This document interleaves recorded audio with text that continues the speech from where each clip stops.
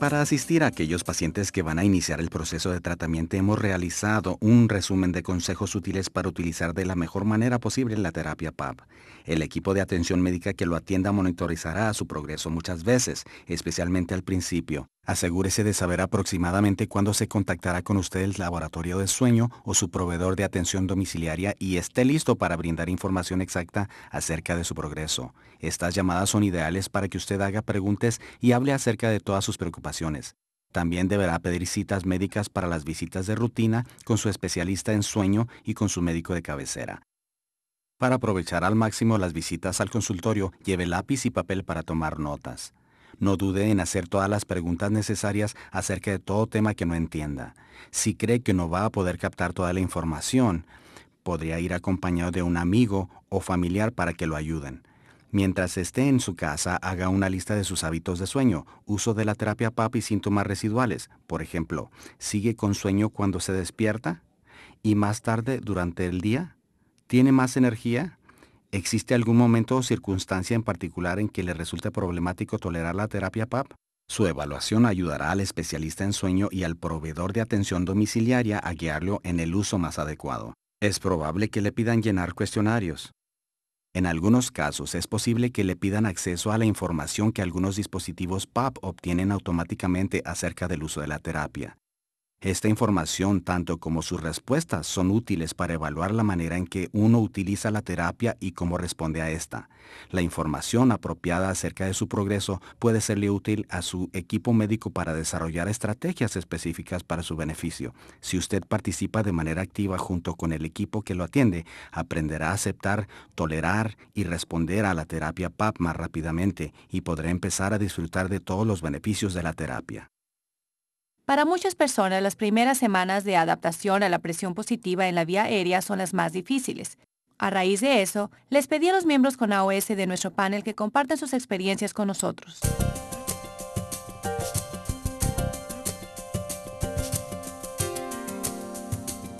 Me gustaría agradecerles a todos ustedes por haber venido hoy a compartir sus experiencias acerca de la AOS y la terapia CPAP. Queremos darle la bienvenida a Anita y Dave Myers, Raúl Guevara, el Dr. Matthew Abraham, Peggy Jennings y Dee Stanley. ¿Hay algo que hubieran deseado saber antes de empezar el tratamiento que, en su opinión, hubiera facilitado la transición? Bueno, creo que simplemente al principio fue la idea de que podía tener AOS. Pero una vez que supe más acerca de esta y me di cuenta de que había otras enfermedades que podrían surgir, me concentré en el panorama grande. Y en realidad no había demasiado para ajustar para lograrlo, y además estaba durmiendo muy bien. Entonces lograrlo fue una transición bastante fácil y no mucho para superar. Una vez que empecé a aclimatarme y estar mejor con el tratamiento, los beneficios fueron significativos y realmente hizo una mejoría tremenda en mi vida. Algunas personas se adaptan más rápido que otras, pero creo que si piensas en que te despertaste y está la máscara en el piso, eso no significa necesariamente que no puedes usar la terapia. Significa levantarla, colocarla nuevamente y, como todos diríamos, aclimatarse. Uno tiene que aclimatarse a la terapia. Me preocupaba solo en el sentido de que entrara un aparato a mi casa. Aparato significa ruido, ¿sí? ¿O sí? Bueno, y eso no era el caso. El aparato es en realidad silencioso y se escucha un sonido blanco. Yo tengo un sueño muy liviano, como mencioné antes, y fue muy fácil adaptarse. ¿Cuáles fueron algunos de los problemas que se te presentaron y cómo los afrontaste? Tuve algunos problemas al principio, como estar congestionado, y a raíz de eso utilicé humidificación. Y donde vivimos, en el invierno uno puede llegar a necesitar un poco más de humedad que en el verano. En el verano tenemos algo de humedad y puedo excluir el uso térmico o incluso el humidificador algunas veces. Durante las primeras semanas de tratamiento, él se iba a dormir con eso puesto y a las 3 o 4 en punto de la mañana se arrancaba la máscara, terminaba tirada por el piso y en una hora aproximadamente todo empezaba de nuevo. El ronquido empezaba y yo le despertaba y le decía que se volviera a colocar la máscara. De lo contrario, yo me mantendría despierta. Soy muy inquieta, doy volteretas, doy vueltas en la cama durante toda la noche y no tengo ni la menor idea de cómo voy a hacer para ponerme esta máscara con un tubo, la manguera en un lugar, el aparato en otro lugar. Dije que el aparato va a estar en la cama conmigo, la manguera estará probablemente al pie de la cama. Bueno, estaba tan equivocada. Doy todas las vueltas que quiero con el aparato puesto, con la máscara, con todo. Nada se mueve excepto yo. Estaba entrando en la segunda o tercera semana de uso del CPAP y empecé a roncar de nuevo. Entonces subió a 10. Y uno nota la diferencia inmediatamente. Ir de un 9 a un 10 fue una diferencia significativa y me sentí mucho mejor una vez que se elevó y lo usaba en 10. La sinusitis es un problema común que ocurre en la sociedad y esto es algo que puede afectar la manera en que toleramos nuestro tratamiento. Y es realmente importante a veces tratar esas infecciones para permitirnos usar el equipo con más facilidad. Ahora, uno de los secretos de esto es que si uno utiliza el aire térmico humidificado del CPAP, puede que alivie síntomas porque el aire humidificado puede disminuir algo de la inflamación. Quiero decir, no puedo recordar la última vez que tuve un resfrío o sinusitis. Creo que es porque respiro en ese ambiente cerrado.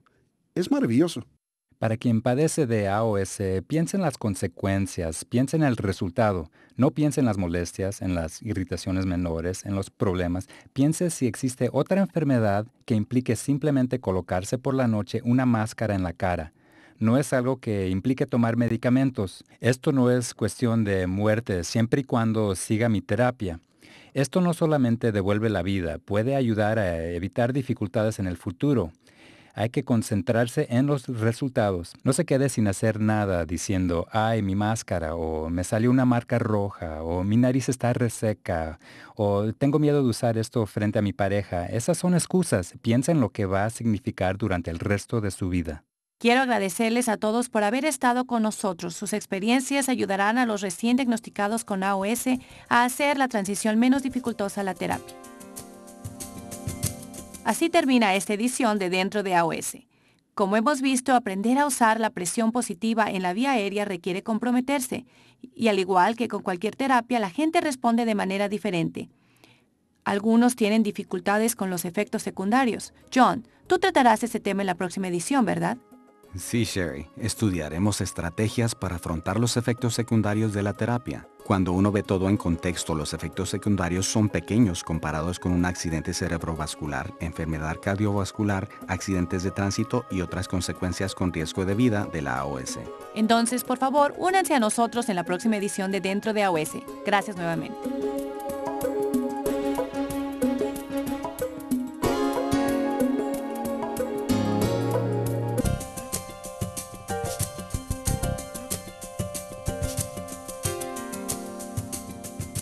Accepting and tolerating PAP therapy are key to its long-term success. To get a professional's perspective, we're speaking today with Dr. Kingman Stroll, who's the director of the Center of Sleep Disorder Research at Case Western Reserve University. Was there anything on how patients approach their therapy that made an impression on you?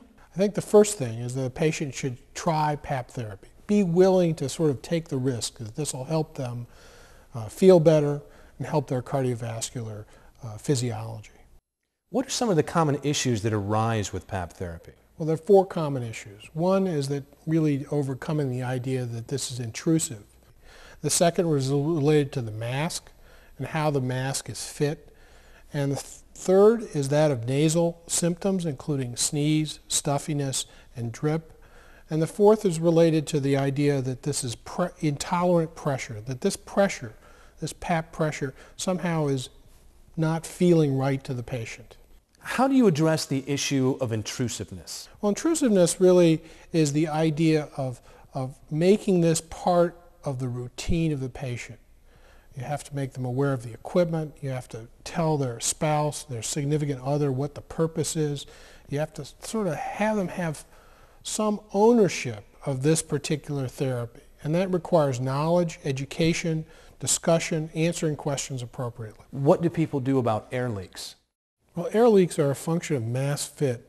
Sometimes you need a different size mask, larger mask, or a smaller mask, or a different type of mask, because your face is going to be different from other people, and your face and that mask have to fit properly. The fitting of the mask should be done in the same position in which you sleep, and so oftentimes that means you need to lie down to have your mask fit. And the pressure that's adjusted, the pressure in the machine that you use should be somewhere near your bed so that the tubing itself doesn't tug on the mask and cause a leak in the middle of the night. How about nasal dryness? Now, nasal dryness, and sometimes even the drip that comes from having positive airway pressure in your nose, that can be treated with humidifiers or medications, and you should talk to your physician and healthcare provider about that. Are there any recommendations you can make about the pressure tolerance issue? Well, the first issue that we address in terms of the pressure sensation is to see if this is the right CPAP setting for them. The right pressure therapy is important. We have to check with the titration to see that the machine is set to the right pressure. We can then look at whether or not the patient needs to be retitrated to have a different pressure, or look at other modes of therapy, like bilevel, to be able to overcome that sense of pressure that a patient may feel with PAP therapy.